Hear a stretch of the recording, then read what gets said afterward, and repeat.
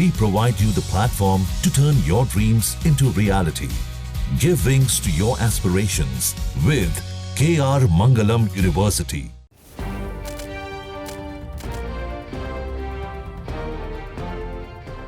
नमस्कार, जजमेंट समझिए माला दीक्षित से कार्यक्रम में आपका स्वागत है।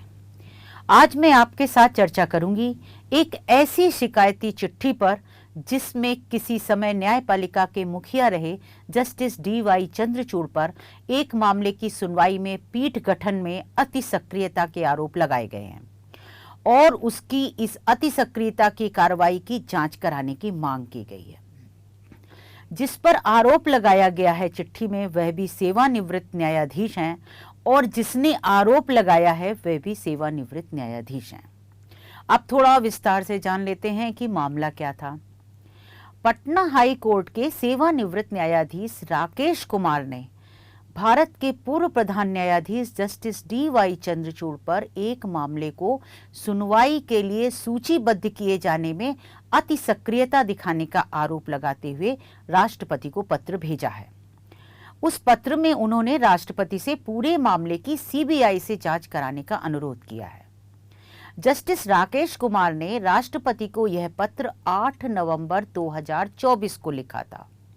पत्र की तारीख बहुत महत्वपूर्ण है, उसे एक बार ध्यान से फिर से सुन लीजिए कि पत्र 8 नवंबर 2024 का लिखा है और जबकि पत्र की तारीख 8 नवंबर 2024 की है, जबकि justice Chandrachud chief justice of India के पद से 10 नवंबर 2024 को सेवानिवृत्त हुए।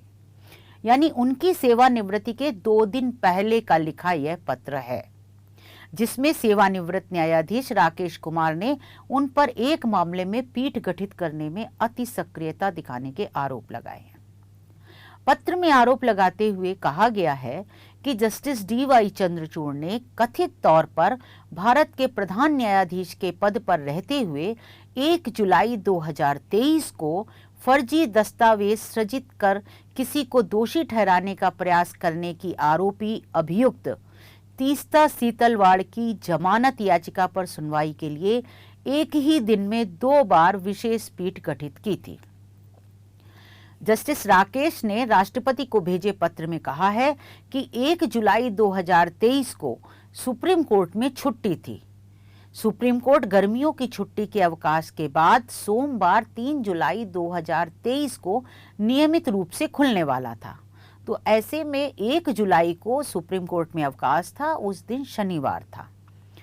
आरोप लगाया गया है चिट्ठी में कि 1 जुलाई को छुट्टी के दिन तत्कालीन CJI जस्टिस चंद्रचूड़ ने पहले दिन में तीस्ता सीतलवाड़ की जमानत याचिका पर सुनवाई के लिए विशेष पीठ गठित की।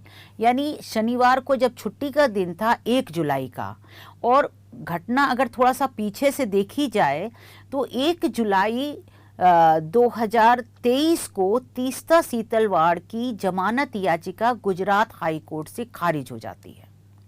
उसी दिन तीस्ता सीतलवाड़ की ओर से सुप्रीम कोर्ट में अपील दाखिल की जाती है आनन फानन में और जल्दी सुनवाई का अनुरोध किया जाता है। एक सुप्रीम कोर्ट में एक व्यवस्था है कि जब आपको अर्जेंट किसी मामले की सुनवाई चाहिए होती है तो आपको उसका अर्जेंसी लेटर लगाना पड़ता है। तो निश्चित तौर पर उसमें भी लगा ही होगा, ये बात चिट्ठी में नहीं लिखी है लेकिन लगा ही होगा कि अर्जेंट सुनवाई हो। हालांकि चिट्ठी में ये कहा गया है कि 1 जुलाई को छुट्टी के दिन तीस्ता सीतलवाड़ की जो याचिका थी, जमानत याचिका, उसको सुनवाई पर अर्जेंट लगाने के लिए जस्टिस चंद्रचूड़ जो उस समय चीफ जस्टिस ऑफ इंडिया थे, उन्होंने एक विशेष पीठ का गठन किया। हम आपको यहाँ ये भी बताते चलें कि कब कोई केस सुना जाएगा और कौन पीठ किसी केस को सुनेगी, ये तय करने का अधिकार न्यायपालिका में चीफ जस्टिस को ही होता है। हाई कोर्ट में हाई कोर्ट के चीफ जस्टिस ये तय करते हैं और सुप्रीम कोर्ट में चीफ जस्टिस ऑफ इंडिया ये तय करते हैं। चीफ जस्टिस जो है वो मास्टर ऑफ रोस्टर कहा जाता है। तो चीफ जस्टिस ही पीठ गठित करते हैं और उस समय chief justice of India justice Chandrachud थे, तो उन्होंने वो पीठ गठित की थी, विशेष पीठ, जो तीस्ता सीतलवाड़ की जमानत याचिका पर सुनवाई करती। अब जो पत्र में कहा गया है उसमें कहा गया है कि शनिवार का दिन 1 जुलाई का था। उस दिन पहले एक विशेष पीठ गठित की गई जिसने तीस्ता सीतलवाड़ की जमानत याचिका पर सुनवाई की। तीस्ता सीतलवाड़ पर आरोप था कि उसने फर्जी दस्तावेज सृजित किए हैं और उसके जरिए किसी को दोषी ठहराने की कोशिश की गई है और कुछ पैसे के लेन देन इसके लिए भी आरोप थे। कई एक गंभीर आरोप लगे थे, चिट्ठी में विस्तार से वो भी लिखे गए हैं। खैर, तो वो जो उसकी जमानत याचिका थी जिसमें विशेष पीठ गठित की गई और उस विशेष पीठ ने सुनवाई की, तो सुनवाई करने के बाद विशेष पीठ में तीस्ता सीतलवाड़ को अंतरिम राहत देने को लेकर के एक मत नहीं हो पाई बेंच, यानी उनमें मत भिन्नता थी। तो फिर बेंच ने ये तय किया कि ये जो मामला है उसमें एक मत नहीं हो पा रहा है, तो इस पे केस को लार्जर बेंच को सुनवाई करनी चाहिए, यानी जो बेंच है 2 की, उससे ज़्यादा बड़ी पीठ इस मामले को सुने और वो मामला बड़ी पीठ को भेजते हुए उस पीठ ने आदेश किया कि इस केस को चीफ जस्टिस ऑफ इंडिया के सामने पेश किया जाए ताकि वो बड़ी पीठ का गठन कर सकें और रजिस्ट्रार जुडिशियल को मामला तत्काल सीजेआई के सामने पेश करने का आदेश उस पीठ ने दिया, स्पेशल बेंच ने।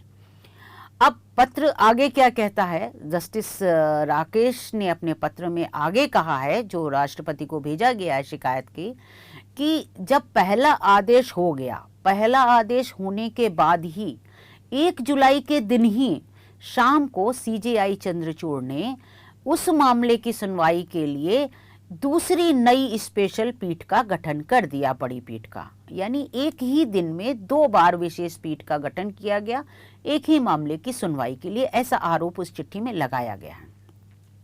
और वो जो दूसरी पीठ थी उसका गठन शाम को किया गया। इनका ये भी कहना है, चिट्ठी में तो ये तक कहा गया है कि उस समय कथित तौर पे जो आरोप लगाया गया है कि सीजेआई उस समय कोर्ट में नहीं थे और वो बाहर थे, लेकिन हम आपको ये भी बताते चलें कि ये ज़रूरी नहीं होता है कि हर समय सीजेआई जब कोर्ट में हो और तभी वो पीठ का गठन कर सकते हों। ये सीजेआई का विशेष अधिकार होता है, वो कभी भी पीठ का गठन कर सकते हैं कि कौन पीठ कब सुनवाई करेगी और किसी मामले की सुनवाई की कितनी अतिशयता है, तत्कालिकता है सुनवाई के लिए, ये प्रेरोगेटिव चीफ जस्टिस के ही पास होता है पीठ गठित का। तो चिट्ठी में ये कहा गया है कि इसी दिन 1 तारीख को पहली सुनवाई हो चुकी, ऑर्डर हो गया, उसके बाद उसी दिन शाम को जस्टिस चंद्रचूड़ ने तीस्ता सीतलवाड़ की जमानत याचिका पर सुनवाई के लिए विशेष पीठ का फिर से गठन किया और विशेष पीठ ने जो गठन हुई, नई विशेष पीठ, उसने उसके बाद उसे अंतरिम राहत भी दी एक्यूज्ड को। हालांकि ये बिल्कुल साफ किया गया है चिट्ठी में कि जो विशेष पीठ गठित की और उसने जो भी आदेश दिया उस पर इस चिट्ठी में कोई सवाल नहीं उठाया जा रहा है। वैसे भी नहीं उठाया जा सकता है क्योंकि जब न्यायिक छोर से कोई पीठ बैठती है और कोई जजमेंट देती है उस पर इस तरह से सवाल उठा भी नहीं सकते और ना ही इस चिट्ठी में उठाया गया है। चिट्ठी में जस्टिस राकेश ने कहा है कि उनका सवाल वो सिर्फ उंगली इस मामले में जस्टिस चंद्रचूड़ द्वारा पीठ गठन को लेकर दिखाई गई अति सक्रियता पर उठा रहे हैं।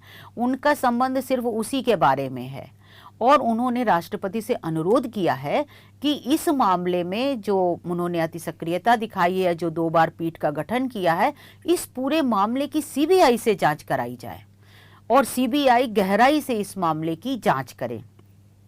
बाकायदा से वो करप्शन एक्ट की धाराएं वगैरह भी चिट्ठी में उन्होंने सब मेंशन की हुई हैं।